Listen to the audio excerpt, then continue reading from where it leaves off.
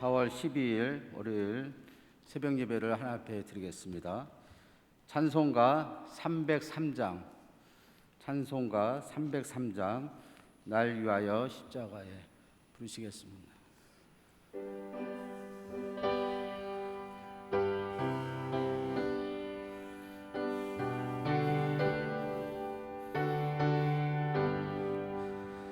날 위하여 십자가에 중한 고통 받으사 대신 죽은 주 예수의 사랑하신 은혜여, 보배로운 피를 흘려 영영 죽을 죄에서 구속함을 받은 우리 어찌 찬양하날까. 예수 안에 있는 우리 한량없이 즐겁고 주 성령의 위로함이 어찌 속에 자로다. 전국 음악 소리 같은 은혜로운 그 말씀 끊임없이 듣는 우리 어찌 찬양하날까. 이 세상의 모진 풍파 쉬지 않고 풀어도 주님 안에 보호받는 우리 마음 편하다. 늘 깨어서 기도하고 저 천국을 바라며 주님만을 기다리니 어찌 찬양하날까. 아멘. 412장 내 영혼의 그 깊은 데서 그냥 더 부르시겠습니다. 412장입니다.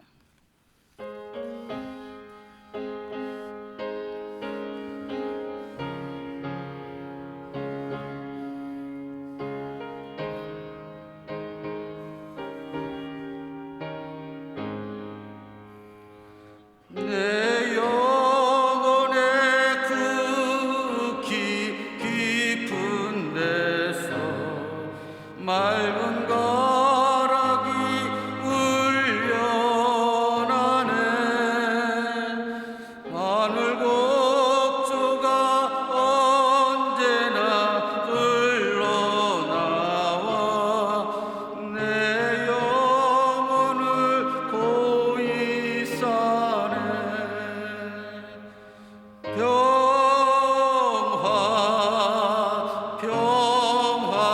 평화로다. 하늘 위에서 내려오네. 그 사랑의 물결이 영원토록 내 영혼을 덮으소서. 내 마음속에 솟아난 이 평화는 깊이 묻힌 보배로다. 나의 보화를 캐내어 가져갈 자 그 아무도 없으리라.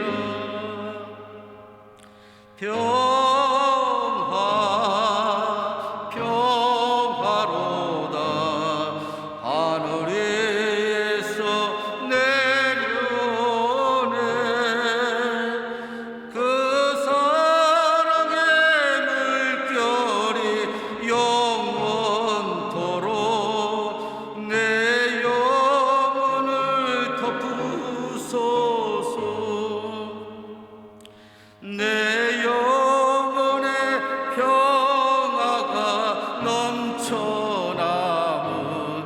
주의 큰 복을 받음이라.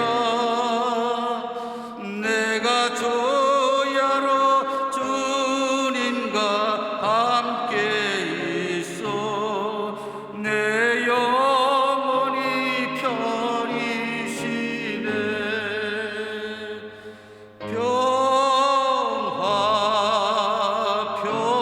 평화로다 하늘에서 내려오네.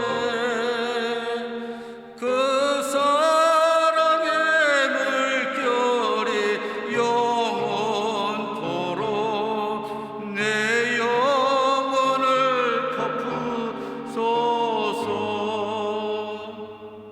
이 땅 위에 험한 길 가는 동안 참된 평화가 어디 있나. 우리 모두 다 예수를 친구 삼아 참 평화를 누리겠네.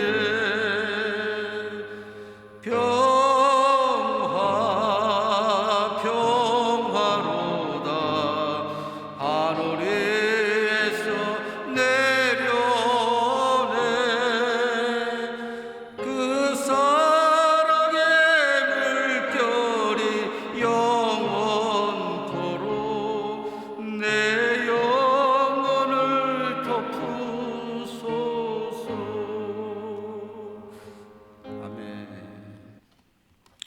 사도신경함으로 우리의 신앙을 고백하겠습니다. 나는 전능하신 아버지 하나님 천지의 창조주를 믿습니다. 나는 그의 유일하신 아들 우리 주 예수 그리스도를 믿습니다. 그는 성령으로 잉태되어 동정녀 마리아에게 나시고 본디어 빌라도에게 고난을 받아 십자가에 못 박혀 죽으시고 장사된 지 사흘 만에 죽은 자 가운데서 다시 살아나셨으며 하늘에 오르시어 전능하신 하나님 아버지 우편에 앉아 계시다가 거기서부터 살아있는 자와 죽은 자를 심판하러 오십니다. 나는 성령을 믿으며 거룩한 공교회와 성도의 교제와 죄를 용서받는 것과 몸의 부활과 영생을 믿습니다. 아멘. 이 시간 안종원 목사님께서 귀한 말씀을 증거해 주시겠습니다. 함께 보실 하나님의 말씀은 출애굽기 4장입니다. 구약성경 출애굽기 4장 1절에서 9절 말씀, 구약성경 85페이지에 있습니다. 출애굽기 4장 1절에서 9절까지의 말씀입니다.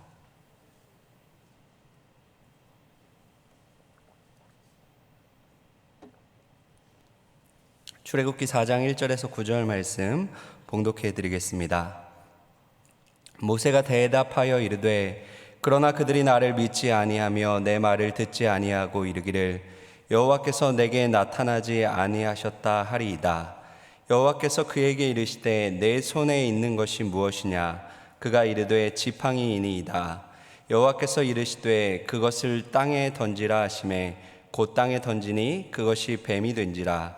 모세가 뱀 앞에서 피하매 여호와께서 모세에게 이르시되 내 손을 내밀어 그 꼬리를 잡으라. 그가 손을 내밀어 그것을 잡으니 그의 손에서 지팡이가 된지라. 이는 그들의 조상의 하나님 곧 아브라함의 하나님 이삭의 하나님 야곱의 하나님 여호와가 내게 나타난 줄을 믿게 하려 함이라 하시고 여호와께서 또 그에게 이르시되 내 손을 품에 넣으라 하시매 그가 손을 품에 넣었다가 내어 보니 그의 손에 나병이 생겨 눈같이 된지라. 이르시되 내 손을 다시 품에 넣으라 하시매 그가 다시 손을 품에 넣었다가 내어보니 그의 손이 본래의 살로 되돌아왔더라. 여호와께서 이르시되 만일 그들이 너를 믿지 아니하며 그 처음 표적의 표징을 받지 아니하여도 나중 표적의 표징은 믿으리라. 그들이 이 두 이적을 믿지 아니하며 내 말을 듣지 아니하거든 너는 나일강 물을 조금 떠다가 땅에 부으라. 내가 떠온 나일강 물이 땅에서 피가 되리라. 아멘. 하나님께서 모세를 부르셨습니다. 그러나 모세는 하나님께 대한 확신도 자기 자신에 대한 확신도 없었습니다. 그래서 하나님의 부르심에 믿음으로 응답하고 있지 못합니다. 의심하며 망설이는 모세에게 하나님은 자신의 이름을 친히 알려주셨고 출애굽을 위한 완벽한 계획도 자세하게 알려주셨습니다. 그러나 모세는 여전히 자신의 부적당함, 부적절함에 대해서 이야기하면서 하나님의 부르심을 거부하고 있습니다. 그러자 하나님께서는 오늘 본문에서 우리가 읽었듯이 세 가지 표적과 이적을 보여주시면서 다시 한번 모세에게 확신을 주십니다. 첫 번째 표적은 지팡이가 뱀이 되는 것이죠. 2절, 3절을 한번 보실까요? 여호와께서 그에게 이르시되 내 손에 있는 것이 무엇이냐? 그가 이르되 지팡이이니이다. 여호와께서 이르시되 그것을 땅에 던지라 하시매 곧 땅에 던지니 그것이 뱀이 된지라. 모세가 뱀 앞에서 피하매. 장인의 양을 치던 목자였던 이 모세는 손에 지팡이를 들고 다녔습니다. 하나님께서 모세가 잡고 있던 그 지팡이를 땅에 던지라라고 말씀하셨고 모세가 하나님의 말씀대로 하자 지팡이가 뱀이 되었죠. 그런데 성경은 모세가 피했다라고 기록을 합니다. 여러분, 모세는 지난 40년간 장인의 양을 치면서 온갖 험한 일을 많이 경험했을 것입니다. 맹수도 수없이 만났을 것이고 뱀도 수없이 만났을 것입니다. 그런데 능숙한 양치기 모세가 뱀을 피하고 있죠. 그 이유가 무엇이죠? 그 뱀이 평범한 뱀이 아니라 맹독을 가진 코브라였기 때문입니다. 그런데 하나님은 모세에게 그 뱀의 꼬리를 잡으라라고 말씀을 합니다. 여러분, 뱀을 잡아보신 분들은 아시죠? 또 뭐 상식적으로 우리가 다 알고 있듯이 뱀을 잡으려면 어디를 잡아야 하나요? 뒷목을 이렇게 잡아야 되죠. 그런데 꼬리를 잡으라라는 것은 자살 행위와도 같은 것입니다. 꼬리를 잡게 되면 그 뱀이 언제든지 공격하여 물 수 있기 때문에, 특별히 맹독을 가진 코브라의 꼬리를 잡는다는 것은 상식 밖의 명령인 것입니다. 그러나 모세는 진땀을 흘리면서도 하나님 무슨 말씀하시는 겁니까? 왜 꼬리를 잡으라고 하십니까? 라고 토를 달지 않고 하나님의 말씀대로 그 꼬리를 잡게 됩니다. 그러자 그 뱀이 다시 지팡이가 되었습니다. 이 표적을 통하여 하나님께서는 모세에게 가르쳐주고 싶은 것이 있으셨습니다. 그것은 모세에게 필요한 것, 하나님의 부름을 받고 있는 모세에게 필요한 것은 모세의 능력이 아니라 하나님께 대한 순종이라는 것입니다. 17절을 한번 보실까요? 17절로 내려가시면 너는 이 지팡이를 손에 잡고 이것으로 이적을 행할지니라. 여러분, 모세에 있는 모세의 손에 잡힌 그 지팡이는 그냥 막대기죠. 마른 막대기에 불과합니다. 그러나 그것이 하나님의 손에 붙잡히게 되면 그 지팡이는 하나님의 능력을 나타내는 하나님의 지팡이가 되는 것입니다.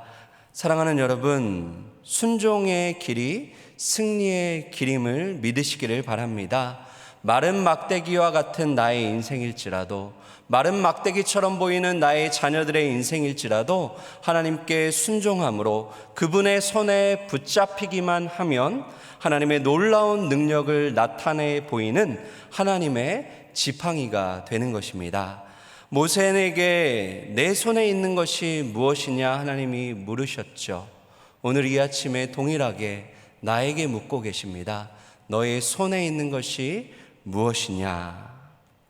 여러분, 다른 사람의 손에 무엇이 들려있는지 비교하지 마시기를 바랍니다.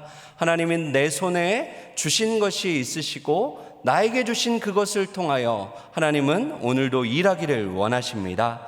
그래서 중요한 것은 내가 얼마나 큰 것을, 큰 능력을 손에 잡고 있느냐가 아닙니다. 다른 사람보다 얼마나 더 좋은 것을 잡고 있느냐도 아니죠. 중요한 것은 내가 하나님께 전적으로 순종하고 있느냐, 그것이 중요한 것입니다. 여러분, 모세를 보십시오. 모세는 입술로는 계속해서 하나님, 나는 할 수 없습니다. 나는 그 일 못합니다 라고 말하고 있습니다. 그런데 모세는 실제 자신의 몸을 가지고 하나님 앞에 계속해서 순종하고 있습니다. 여러분 6절과 7절도 한번 보실까요? 6절입니다. 여호와께서 또 그에게 이르시되 내 손을 품에 넣으라 하시매 그가 손을 품에 넣었다가 내어보니 그의 손에 나병이 생겨 눈같이 된지라.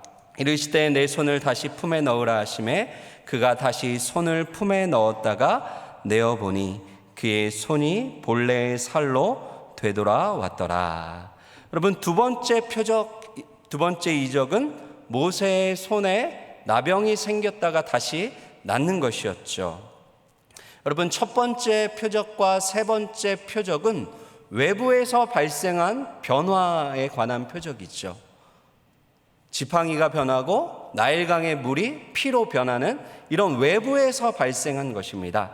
그런데 두 번째 이적은요, 외부에 있는 사물이 아니라 모세 자신의 신체의 일부분 손에서 일어난 변화를 나타내고 있습니다.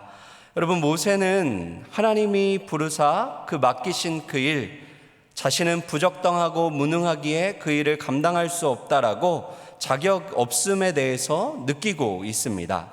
특별히 모세는 과거의 실패, 과거의 상처에 큰 영향을 받고 있죠. 1절로 한번 가보시겠습니까?